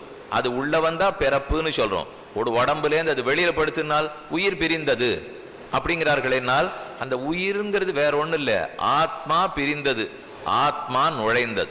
ஒரு உடலுக்குள்ள ஆத்மா நுழைந்தது என்னால் அப்ப பிறப்புன்னு சொல்றோம். உடலுக்குள்ள இந்த ஆத்மா வெளியில படுத்தினால் அப்ப இறப்புன்னு சொல்ல போறோம். இன்னொன்னு ஜாக்கிரதையா பாருங்க, உடல்னு இப்படி ஒண்ணு இருக்கும், வேகமா ஏதோ காத்து மாதிரி ஆத்மா அதுக்குள்ள வரும், கொஞ்ச நாள் கழிச்சு வெளில போடும் அப்படிலாம் நினைச்சுக்க வேண்டாம். அப்ப அது புகுமா வெளியேறுமானால், ஒரு உடல்னு இருக்கிறதுல இருந்து புறப்பட்டு போறதுங்கிறது இறப்பு மட்டும்தான். அப்ப இருக்கிற உடல்ல இருந்து ஆத்மா வெளியில போகும். அதே மாதிரி ஒருவேளை ஒரு உடல் ஏற்கனவே அம்மா வயத்துக்குள்ள இருக்கும், காத்துன்றிருந்து 7ஆம் மாசம் 8ஆம் மாசம் தான் ஒரு உயிர் உள்ள வருமா? வைத்தியமும் அதை ஒத்துக்காது, ஆன்மீகம் அதை ஒத்துக்காது. ஏன்னா முதல்ல எந்த தாயினுடைய கர்ப்பத்துக்குள்ள எந்த ஆத்மா போகணுங்கிறது முடிவாயிடும். ஆன பிற்பாடு அந்த தாய் வயிற்றுக்குள்ள போயிடும். அது ஒண்ணுமில்லாத சின்ன கந்துக்க மாட்டோம், ஒரு சின்ன ஏதோ ஒரு மாங்கொட்டையாட்டம் சின்னதா இருக்கும். அப்ப அதோடையே தான் அதுக்கப்புறம் தான் உடம்பு வளர்றதுக்கு ஆரம்பிக்கும். அதுக்கு கண்ணு காது மூக்கு நாக்கு மூச்சு சுவாசம் என்னென்னலாமோ அது அதோட வளருமே தவிர, என்னமோ ஒரு 9 மாசத்து குழந்தையாட்டம் பிடிச்சி உள்ள வளர்ந்துட்டு அதுக்கப்புறம் காத்துட்டு இருந்துட்டு ஒரு ஆத்மா வந்து உள்ள வராது. அதனால ஏன் அதை திரும்ப சொல்றேன்னால், பிறக்கும் போது உடலுக்கு அப்புறம் ஆத்மாவுக்கு அப்புறம் தான் உடல். ஆனா இறக்கும் போது உடல் இருக்கும், ஆத்மா புறப்பட்டு போகும். இறக்கும் போது உடம்பு அப்படியே தான் இருக்கும், ஆனா ஆத்மா கிளம்பி போயிடும். அது அடுத்த 4 நாள் வச்சிருந்தா கூட உடம்பு அழுகின்னு இருக்குமே தவிர இருக்கும். ஆனா பிறக்கும் போது அப்படி இருக்குமான்னு கேட்டால் இல்லை. ஆத்மா இந்த தாயார் வயத்துக்குள்ளே முடிவாயிடும். அதுக்கப்புறம் மெதுவா உருவாகி உருவாகி பிறக்க போறது. இப்ப பிறந்தண்ணிலேருந்து இறந்தண்ணி வரைக்கும் வாழ்க்கை ஓடுறது இல்லையா? அதற்குள்ள நமக்கு என்னென்னமோ நிகழ்வுகள் இருக்கே, அது எதனால நடக்கிறது? ஏதோ காரணம் இருக்கணுமே. முதல்ல பிறப்பேக்கே காரணம் தெரியணும். பிறக்காமலே இருந்திருந்தா என்ன, ஏன் பிறக்கிறேன்? இறப்புக்கு காரணம் தெரியணும், இறக்காமலே இருந்திருந்தா என்ன? அப்படி இருந்துதான் சுவாமி ஜனத்தொகை பெருகி படுத்துப்போ. நம்ம மாட்டுக்கு ஒழுங்கா 55-60 வயசு கிளம்பி போயிடணும், பிள்ளையும் பொண்ணும் சந்தோஷமா இருந்தா. இப்ப நம்ம எல்லாம் 80-85 ஆன உடனே தலைவலி அவளுக்கு வந்துடுத்து. ஒன்றும் நகர்றதாவே தெரியல. இப்போ எப்போ போய் நாங்கள் எங்கள் வாழ்க்கையை வாழறது? அதனால என்னாச்சு, அவ தனியாக வாழ்ந்துங்கோன்னு வச்சுட்டா. இப்போ பொண்ணாக இருந்தாலாம் முடியல, நீர் பாட்டுக்கு 85 வரைக்கும் உட்காண்டிருக்கீர். ஏதோ எங்களுக்கு 20 வயசு கல்யாணம் பண்ணிருந்தா அதுலேருந்து நீர் ஒரு 20 வருஷம் இருந்தால் அவங்க பார்த்துட்டு சௌக்கியமாக 12 நாள் 13 நாள் பண்ணி அமுச்சு வச்சுருவோம். அதெல்லாத்தையும் விட்டுட்டு நீர் பாட்டுக்கு 85 வரைக்கும் உட்காண்டா அப்பப்போ பிள்ளைகளுக்கு இப்பெல்லாம் காரியம் பண்ணவே முடிய மாட்டேங்கிறது. என்ன வயசு, இவனு நிறைய நாள் இருக்கான், அவரு நிறைய நாள் உட்காந்துருக்கார். பிள்ளைக்கு 55 ஆயிடுத்து 60 ஆயிடுத்துன்னா 100 வியாதி பிள்ளைக்கு. இப்ப அவர் போனா யார் மெனக்கட்டு காரியம் எல்லாம் பாக்குறது? அதை பண்றதுக்கே முடியல. நிறைய சமுதாய மாற்றங்கள்லாம் வந்துடும். நம்ம ஏதோ பழமைங்கிறத ஒன்று வச்சிருந்தோம், அதை நான் மாத்திரேன்னு ஆரம்பித்தால் அதனால என்னென்ன மாறுதல்கள் வரணுமோ, நான் கேடு சீர்கேடுன்னு சொல்ல வரல, மாறுதல்களும் வேற்றுமைகளும் வரத்தான் ஆரம்பிக்கும். போனா போறது. அப்ப நாம எத்தனை நாளோ இருக்கும், இருக்கிற வரைக்கும் தனியான வச்சாச்சு. இப்போ ஒவ்வொருத்தரும் யோசிக்கிறது ஆரம்பிக்கணும். இந்த குழந்தைகளை பெத்தோமே வரும், அவர்கள் குடுத்தனம் பண்ணி கல்யாணத்துக்கு ஏற்படுத்தி வச்சுட்டா பாருங்க, ஒரு 4-5 வருஷம் முதல்ல கல்யாணம் ஆன ஜோர்ல நல்லா இருக்கும், 2-3 வருஷம் போவோம் வருவோம் பார்ப்போம் எல்லாம் இருக்கும். அப்புறம் அவர்கள் வாழ்க்கைன்னு அவ பார்க்க ஆரம்பிச்ச உடனே இந்த அப்பா அம்மாவுக்கு ஒரு வெற்றிடம் வந்துடும். என்ன பண்றதுங்கிறது தெரியாது. ஒண்ணு இல்லை, படிக்கிறதுக்கு பிள்ளைகள் கிளம்பி வெளியூர்ல பள்ளிக்கூடத்துக்கு போறேனாலே போச்சு. அதுக்கப்புறமே இவாளுக்கு என்ன பண்ணனே தெரியாது. ஏன்னா அவர்களே முகத்தை பார்த்து பார்த்து வளர்த்துருப்பா, சட்டுன்னு கிளம்பி போயாடுத்து. இப்ப விட்டா கணவன் மனைவி மட்டும்தான், அவ்வளவா முகத்தை பார்க்க பிடிக்காது. வேற என்னதான் செய்ய முடியும் சொல்லுங்க? ஏன்னா எத்தனை நாள் இவர் முகத்தை அவர் பார்க்கறது, அவ முகத்தை இவ பார்க்கறது, குழந்தைகள் முகத்தை பார்த்துருந்தா இப்ப அதுவும் முடியல. அப்ப கிளம்பி போயிட்டாலே தெரியுது பாருங்க. அதை போல கல்யாணம் பண்ணி குடுத்தனமாகி அவர்களுக்கு நான் எடுத்துனால் நமக்கு புரியாது. அப்ப சட்டுன்னு அப்பதான் தனியா உட்காந்துருக்குச்சே தோணும், எதற்காக குழந்தைகளை பெற்றோம் அப்படின்னு நினைப்பா. இப்படின்னு என் பிள்ளை நினைச்சா தேவையில்லையேன்னுவா. அவனும் இதே 65 வயசு உட்காரச்சேதான் நினைப்பான், இப்ப நினைக்க மாட்டான். ஏன்னா நானும் ஏன் 25ல நினைக்கலையே, நான் ஏன் 65 வரச்சேதான் நினைக்கிறேன். அந்த நினைவு வரச்சேதான் இப்ப கேட்ட கேள்வி கடைசி பிறவியா முதல் பிறவியா, பிறவி உண்டா கிடையாதா, எல்லாத்துக்கும் அப்பதான் பதில் வரும். ஆகவே ஏதோ 25-30 வயசுக்காரர்கள் இந்த கேள்வியை பத்தி ரொம்ப ஆர்வம் காட்டலையேன்னு தயவு செய்து நீங்க கவலையே பட வேண்டாம். ஒவ்வொரு கேள்விக்கு ஆர்வம் காட்டுறதுக்கு ஒவ்வொரு வயசு இருக்கு. எல்லாமே சின்ன வயசுல வந்துருமா? அப்ப பிரகலாதன் சின்ன வயசுல இதை கேட்டாரே, துருவன் சின்ன வயசுல கேட்டாரே, ஆண்டாள் கேட்டாரேன்னா விதி விலக்குகள். அவர்கள்லாம் விதி விலக்கு, ஏதோ அனுகிரகிக்கப்பட்ட ஆத்மாக்கள், அவர்களுக்கு அந்த புண்ணியம் இருந்திருக்கு, அதனால கேட்டிருக்கா. ஆனா எப்ப நம்ம கவலைப்படணும்? 65க்கு இந்த கேள்வி வரலன்னா தான் கவலைப்படணும். 25க்கு வராதுக்கு கவலைப்பட வேண்டாம். எனக்கு என்ன வயசாயிடுத்து, இன்னும் எனக்கு அந்த கேள்வி வரலையா, எதனால அப்படி இருக்கும், நானும் ஏதோ தனிமைப்படுத்தப்பட்டுட்டேன் போல் இருக்கே, யாரான அது பதில் சொன்னா தேவையில்லையேன்னு தோணும். அநேகமா வந்துடும்.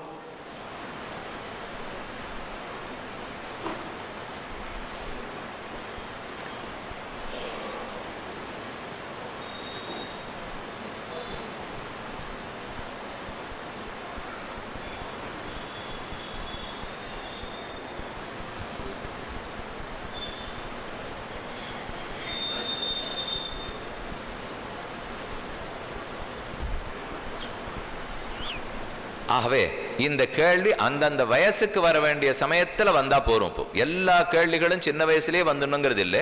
ஓரளவு நம்ம இப்ப வயசாயிருக்கா, அப்ப இந்த கேள்வி எதுக்கு பிறந்திருக்கோம், என்னவா நாம சாதிக்க போறோம், கிட்டக்க வரத்தானே யோசிப்பா. இப்ப நமக்கு ஓய்வூதியம் வேணும்னு வச்சுக்கோ, அதை பத்தி எப்ப யோசிப்போம்? 18 வயசுக்கா? அப்ப யோசிக்க மாட்டோம். அதே போல் மாதிரி ஒரு 40 ஆயிடுத்துனால், ஓஹோ இன்னும் ஒரு 18 வருஷம் தான் வேலை இருக்கும் போல் இருக்கு, அதுக்கப்புறம் மாசாந்திரத்துக்கு என்ன பண்ணுவோம் தெரியாது, கொஞ்சமான இப்ப சேர்க்கறதுக்கு ஆரம்பிப்போம் அப்படின்னு அப்பதான் யோசிப்போம். அப்படி இடம் வீடு வாசல்லாம் ரொம்ப பெருசா இருக்கு, எப்போ கொஞ்சம் சின்னதாக்கலாம்னு தோணும். இப்போ 50 வந்தா தானே தோணும். 25 இருக்கிறச்சே இன்னும் பெரிய வீடு இன்னும் பெரிய வீடுன்னு தோணும். 55 அரைச்சே போகும்போது முட்டி வலிக்கிறது, நம்மால பெருக்கெல்லாம் முடியாது, வேண்டாம் சின்ன வீட்டுக்கு மாறிடலான்னு அப்பதான் தோணும். அப்ப அதுக்கு தோன்ற வயசு இருக்கு. ஆகவே சிறு வயசினர்கள் உடனே இந்த கேள்விக்கு வரலையேன்னு கவலைப்பட வேண்டாம், மெதுவா வருவா. வயசானவர்களுக்கு இந்த கேள்வி வரலன்னா தான் கட்டப்படணும். ஆனா சின்ன வயசினர்களுக்கு ஒண்ணு வேணும், இது தேவையில்லை. இந்த கேள்வி இப்போ நாம இப்ப எப்படி கிளம்பணும், இனிமே அடுத்த பிறவியா இல்லையா, அவ்வளவு ஆசையெல்லாம் அவர்கள் படணும்னு இல்லை. ஆனால் அந்த வயசுக்கு ஒரு முக்கியமான கேள்வி வேணும். நான் இப்ப பிறந்தன்னிலேருந்து போற அன்னைக்குள்ளே என்ன சாதிக்கணும், என்ன பயனுக்காக பிறந்தேங்கிற கேள்விய 65க்கு கேட்டுண்டால் இருக்க போற 10 வருஷத்துக்குள்ள எப்படி சாதிக்கிறது? பண்ண முடியாது. அது 25க்கு தெரிஞ்சாதான் சாதிக்க முடியும். அப்ப 65க்கு வந்து சொல்ல போனா என்ன சொல்லுவா, சாமி நீர் அப்பவே சொல்லியிருந்தீர்னா பண்ணிருப்போம், நீர் வந்து மெதுவா ஆடி அடங்கி எல்லாம் முடிந்த பிற்பாடு 60 வயசுக்கு வந்து சொன்னீர்னா இப்ப யார் பண்றதுன்னு கேட்க மாட்டோமா? அதனாலதான் ஜாகிரதையா அப்பவே சொல்ல வேண்டியதை சொல்லணும். புறப்படுறது எப்படி, அடுத்த பிறவி எப்படிங்கிறத பத்தி அப்ப பேச வேண்டாம், அது 65 பேசிப்போம். ஆனா இந்த பிறவியில எதை சாதிக்கிறதுக்காக பிறந்திருக்கேங்கிறத சின்ன வயசுல தான் சொல்லி ஆகணும். ஆனா அதையும் நம்ம விட்டுடுறோம். எந்தெந்த வயசுக்கு எதை சொல்லிக் கொடுக்கணுமோ பண்ணிடுவோம். சரியா 3 வயசாச்சுன்னா 6 வகுப்புல கொண்டு போய் சேர்த்துடணும். 5 வயசாச்சுன்னா முதல் வகுப்புல சேர்க்கணும். 15 ஆச்சா 10 எழுதி ஆகணும். 17 ஆச்சா 12 எழுதி ஆகணும். 21 ஆச்சா வேலைக்கு போய் ஆகணும். இல்ல மேற்படிப்பா 23க்கு வேலைக்கு போ. மருத்துவரா ஓஹோன்னு படிச்சு வரணுமா, சரி 27 வரைக்கும் படிச்சுக்கோ, அவ்வளவுதான். அதுக்கப்புறம் வேலைக்கு போலேன்னா எழுத்து வீடு, அண்ட வீடு, அசல் வீடு எல்லாரும் கேட்க ஆரம்பிச்சிருவா. ஏது என்ன வெறுமை இருக்கானா உன் பிள்ளைன்னு வா.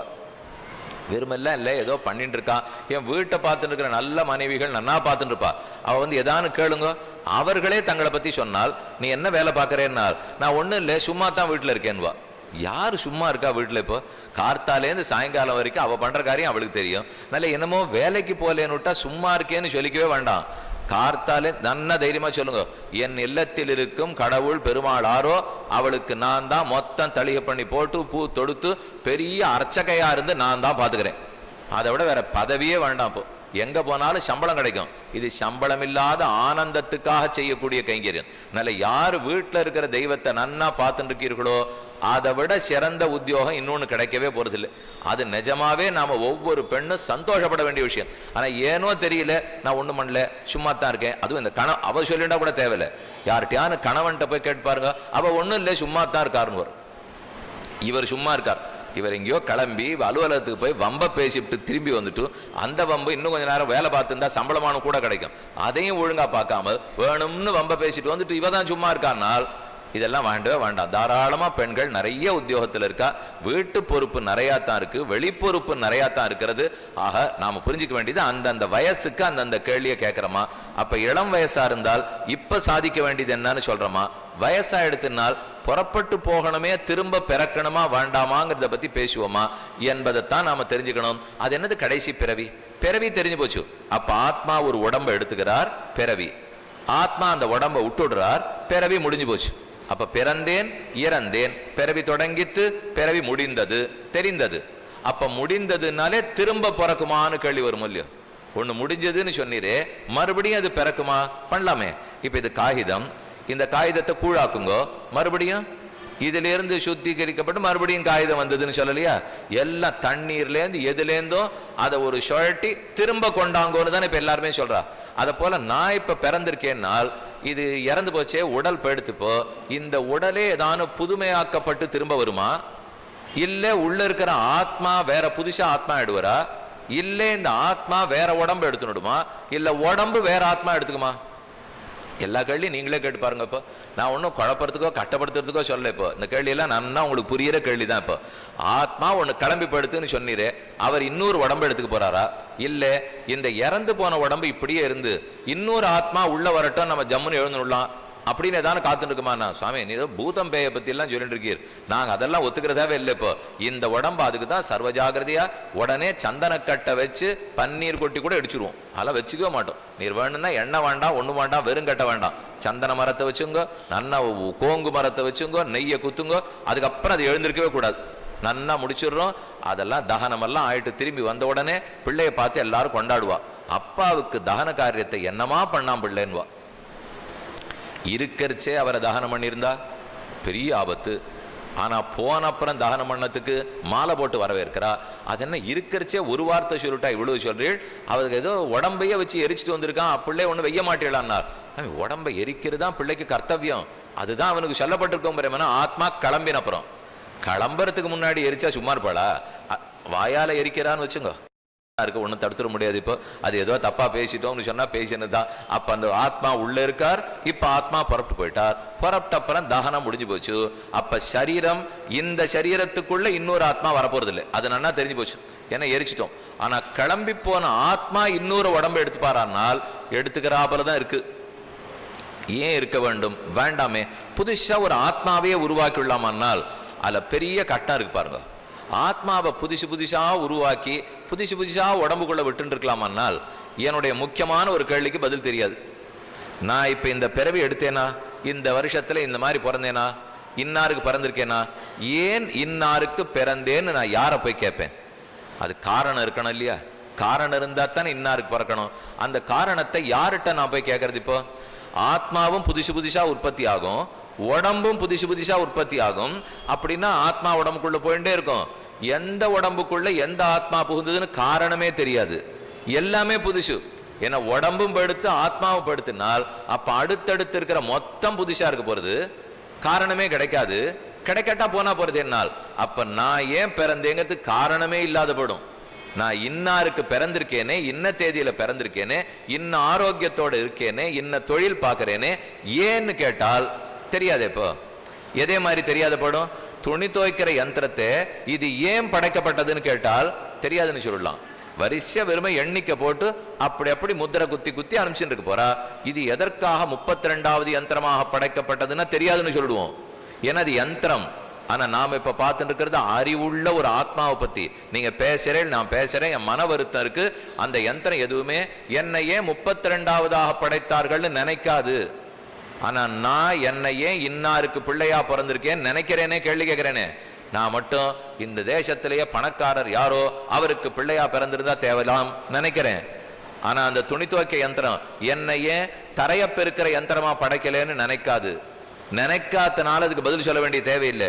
நான் நினைக்கிறேனே, அப்ப நினைக்கிறவனுக்கு பதில் சொல்லித்தான் ஆகணும். இப்போ நினைக்காமலே விட்டுட்டேன்னா சரி, எனக்கு தோன்றதே, நான் ஏன் அவளுக்கு பிள்ளையா பிறக்கல, நான் ஏன் இவருக்கு பிள்ளையா பிறக்கல, அப்பா அம்மாவுக்கு தோணும் எனக்கு அந்த பிள்ளையா பிறந்துடக்கூடாதோ. ரெண்டு வம்பு இருக்குன்னு வச்சுங்க. எனக்கு இன்னார் அப்பா அம்மாவா இருக்க கூடாதோன்னு தோன்றது, எங்க அப்பா அம்மாவுக்கும் இதை பெத்தத்துக்கு அவரை பெற்றிருந்தா தேவையில்லை அப்படின்னு தோன்றது. அப்பப்ப ரெண்டு பேருக்கு சண்டையும் வருது. அப்ப என்னதான் செய்ய தேவை இருக்கு. என் மனசு அப்படியே நாடுறது, எதுக்கு பிறந்திருக்கேன். அப்ப கண்டிப்பா காரணம் வேணும். ஆத்மாக்கள்லாம் புதுசு புதுசா படைக்கப்படும், உடலும் புதுசு புதுசா இருக்கும். ஒண்ணுக்கு ஒண்ணு போன பிறவிக்கு இதுக்கு சம்பந்தமே இருக்காதுன்னு ஆயிடுத்து. நான் கேட்ட கேள்விக்கு பதிலே வராது. எனக்கு தெரியவே தெரியாது, காரணம் கிடைக்காது. அப்ப காரணம் இருக்கணும். என் மனசு தேடுறது, நான் ஏன் இப்படி பிறந்திருக்கேன், எதனால இப்படி வாழணும் அப்படின்னு தேடும் போது நிச்சயமா ஏதோ எங்கிட்ட காரணம் இருக்கணும். வேற வழியே இல்லாம அந்த இடத்துல ஒண்ணு ஒத்துக்க வேண்டியிருக்கு. நான் முற்பிறப்பில் ஏதோ பண்ணிருக்கேன், அந்த பண்ணி சேர்த்து வச்சது புண்ணியமும் பாவமும். அதுதான் புண்ணியம்னு பேரு, அதான் பாவம்னு பேரு. அதன் அடியாக இந்த பிறவியில இன்னென்ன மாதிரி நான் பிறந்திருக்கேன் அப்படின்னு ஒத்துண்டு தான் ஆக வேண்டியிருக்கு. இதை நீங்க ஒத்துக்க மாட்டேன்னு சொல்லுங்க, வெறுமை பேசி பார்ப்போம், ஒரு வாதத்துக்காக பேசி பார்ப்போம். இல்ல நான் ஒத்துக்கிறதா இல்லை.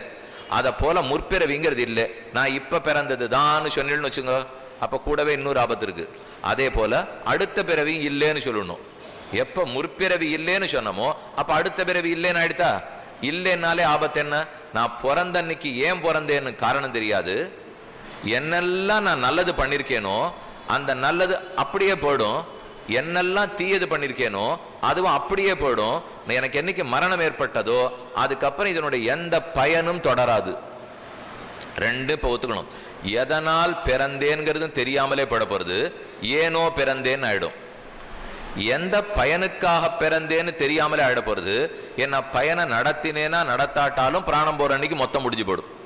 இப்படிங்கிறத ஒத்துண்டா தானே முற்பிறவி இல்லை பின்னாடி அடுத்த பிறவி இல்லைன்னு சொல்லணும். இப்போ இது யார் மனசு ஒத்துக்கும்? அப்படின்னா இந்த உலோகத்தை நன்னாவே நடத்தவே முடியாது. அவரவர்கள் கண்டபடிக்கு வாழலாம். ஏன் நான் மரம் நடணும் தேவையில்லையே. நான் உயிர் போன பிற்பாடு இந்த மரம் என்ன போகுதுன்னு எனக்கு எதானு தெரியுமா? நான் ஏதான அடுத்த பிறவி எடுக்க போறேனா?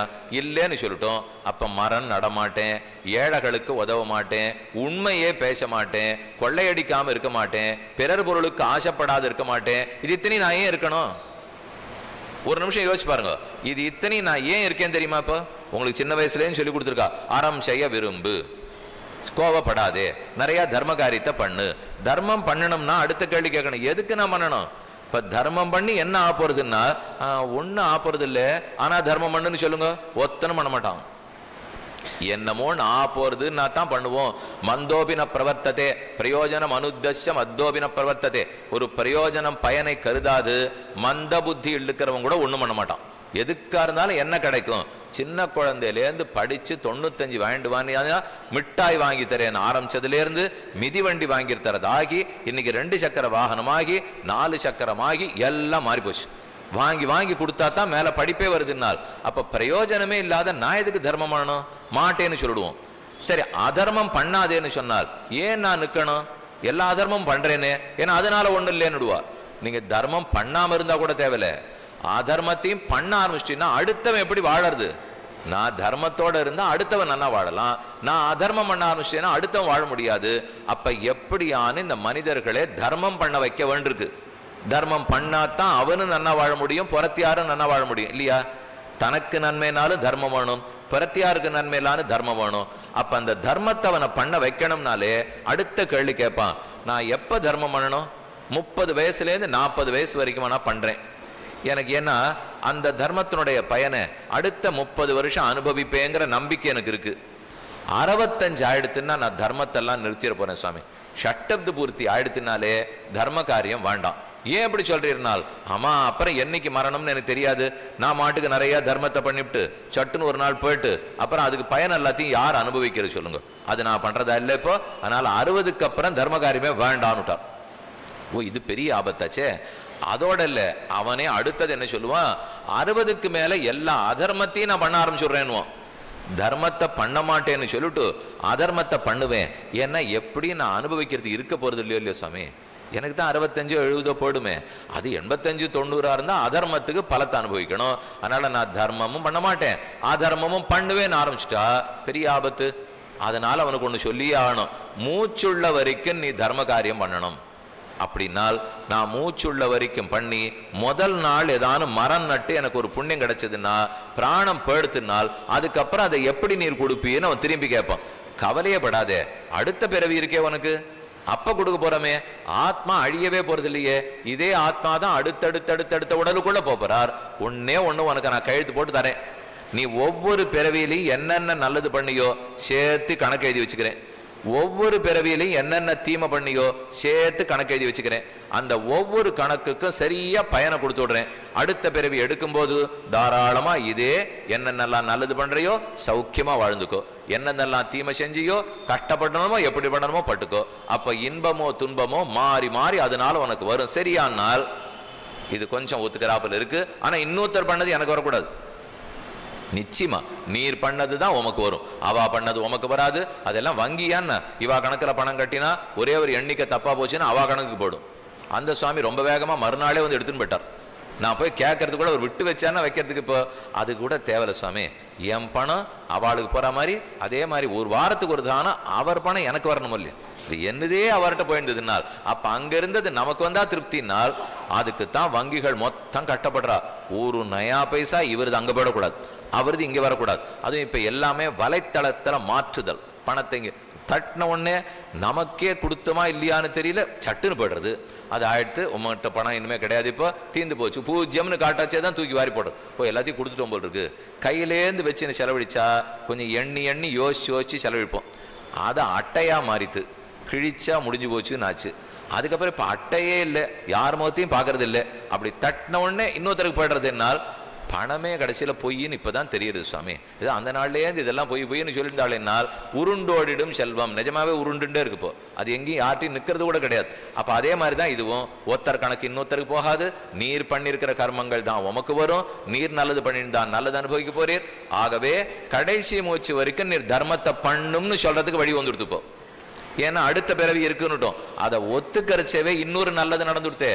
நான் முதல்ல ஏன் பிறந்தேங்கிறதுக்கு காரணம் தெரிஞ்சு போச்சே. இப்போ அப்படின்னா நான் முன்னாடி என்ன சேர்த்து வச்சிருக்கேனோ அதனடியாகத்தான் இப்ப பிறந்திருக்கேன்னு காரணம் தெரிஞ்சு போச்சு. அப்ப முற்பிறவியை ஒத்துண்டே தான் இப்ப ஏன் பிறந்தேன் இப்படி ஏன் பிறந்தேன்னு தெரியும். பின்னாடி இருக்கிற பிறவி உண்டுன்னு ஒத்துண்டால்தான் கடைசியில பண்ணத்துக்கு இனிமேலும் தண்டனை உண்டுன்னு தெரியும். தண்டனை இல்லைன்னு நினைச்சுக்காதே, இனிமேலும் தண்டனை உண்டு. இந்த பிறவி இல்லைன்னா அடுத்த பிறவியில உண்டு. அப்படிங்கிறதுக்காக இப்ப முன் பிறவி பின் பிறவி என்னன்னு தெரிஞ்சு போச்சு. இது தெரிஞ்ச உடனே எனக்கு ஒரு கேள்வி வந்தது, இப்ப நான் இப்படி பிறந்திருக்கேனே, முன்னாடி இருக்கிற பிறவி எல்லாத்தினுடைய கர்மங்களும் எனக்கு ஞாபகம் இருக்குமா சுவாமி? அடுத்த பிறவிக்கு போறச்சே அதே மாதிரி இப்ப என்ன பண்ணேங்கிறது ஞாபகம் இருக்குமா சுவாமி? அது இருந்தா அதுக்கு தகுந்த மாதிரி வாழ்க்கை அமைச்சுக்கலாம் இருக்கலாம். ஆனா ஒரு பெரிய குழப்பம் வெடிக்க போறது அதனால.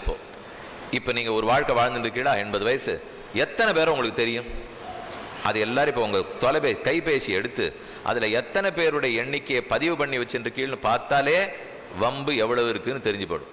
அதுல ஏதோ ஒரு 10 பேரோட இருந்ததுன்னா சரி நிம்மதியா வாடுறாருன்னு அர்த்தம். ஆனா ஊர்பட்டது அதுல இருக்குன்னு பார்த்தாலே சரி சுவாமி இவர் ராத்திரி படுத்தா தூக்கம் வர்ற சாமி இல்ல, படுத்துட்டு இப்படி எப்படி புரண்டு 1/2 மணி படுத்துக்க போறார், பார்த்தாலே தெரியுது. இப்போ அப்ப அதை பார்த்தா 500 பேரான ஆளுக்கு வச்சுட்டு இருக்க மாட்டோமா? ஒவ்வொருத்தர் யாரார தெரியும்னா 500 பேர். அதுல உங்க அப்பா தாத்தா கொள்ளு தாத்தா சித்தப்பா பெரியப்பா அதுவே ஒரு 50 பேர். அந்த 50 பேரோட உமக்கு இருக்கிற பரிமாற்றம் அது வம்பு தும்பு சண்டை பூசல் நிறையா இருக்கு. அப்படிங்கிறத இந்த ஒரு பிறவிக்கு சுமார் 50 பேரை வச்சிருந்து இத்தனை பேருடைய சண்டை பூசலை ஞாபகம் வச்சிருந்து இதுக்குள்ள என் மொழி பிதுங்கி போர்னு எடுத்து இந்த பிறவியில இதை போல ஒரு 100 பிறவி எடுத்திருக்கேன்னு வச்சுப்போம். அப்ப முன்னாடி இருக்கிறது 50 100 5000ன்னு வச்சுப்போம். 5000 பேரோட ஆளாளுக்கு ஒரு 50 நிகழ்வு இருக்குன்னு சொன்னால் பெருக்கி போட்டு ஒரு 25,000 2.5 லட்சம்னு வச்சுங்க. அந்த 2.5 லட்சம் எண்ணங்களும் இப்ப நான் இங்க உட்காண்டே இருக்கிறச்சே இப்ப மிஞ்சி போனா எனக்கு ஆசை வாசல்ல போனா செருப்பு ஒழுங்கா இருக்கணும், உப்புமா கொடுத்தா வாங்கிக்கணும், வீட்டுக்கு போய் சேரணும், இத்தோட இருக்கு போ. ஆனால் இந்த 2.5 லட்சம் நிகழ்வுகளும் என்னுடைய மனசுல சுத்தி சுத்தி என்ன ஏதுன்னால் நிச்சயமா இங்க உபன்யாசம் நடக்காது. எல்லாரும் உட்காந்து அவவா சுத்தி ஓடிண்டே இருப்போம். இதுதான் நடக்குமே தவிர யார் உபன்யாசம் கேட்க முடியும்? அப்ப பெரும் குழப்பம் நிலவும். அந்தந்த வாழ்க்கையை அப்பப்ப நினைவுல வச்சுருந்தா தான் அது தங்கும். ஆனா ஒண்ணு வேணா சொல்லலாமா, நீங்க என்னென்னமோ படிச்சிருக்கீங்களோ இல்லையோ, நிறைய படிச்சோம், இப்ப வேலைக்கு போறோம். அந்த படிச்சதுல இருந்து ஒவ்வொன்னா சின்னதா நமக்கு வேலைக்கு போறச்சே ஞாபகம் இருக்கான்னா? வேலைக்கு போற யாரையும் நல்ல பொறியாளர் கட்டடக்கல்ல படிச்சிருக்கார், படிச்சு முடிச்சு இப்ப கட்டடம் எல்லாம் கட்டின்னு இருக்கார். அப்போ அவர் படிக்கிற காலத்தில் எவ்வளவு உயரம் இருந்தால் எத்தனை அகலம் இருந்தால் அதை வச்சு என்னன்னு படிச்சிருப்பாளா? நுணுக்கமா படிச்சிருப்பாளோ இல்லையோ? அந்த கேள்வி இப்போ ஒரு வினாத்தாளாட்டம் கொடுத்து கட்டடத்தை நன்னா கட்டின்னு இருக்கிற நீ பதில் சொல்லுனால் தகச்சுப்படுவார். அவருக்கு சொல்ல தெரியாது, ஆனா கட்டடம் நன்னா கட்டின்னு இருப்பார். கட்டடத்தை நன்னா தான் கட்டுறார், ஆனா அந்த பாடத்தினுடைய கேள்வி கேட்டா அவரால் பதில் சொல்ல முடியுமா? அப்ப அதை என்னவா ஞாபகம் வச்சுருக்கார்?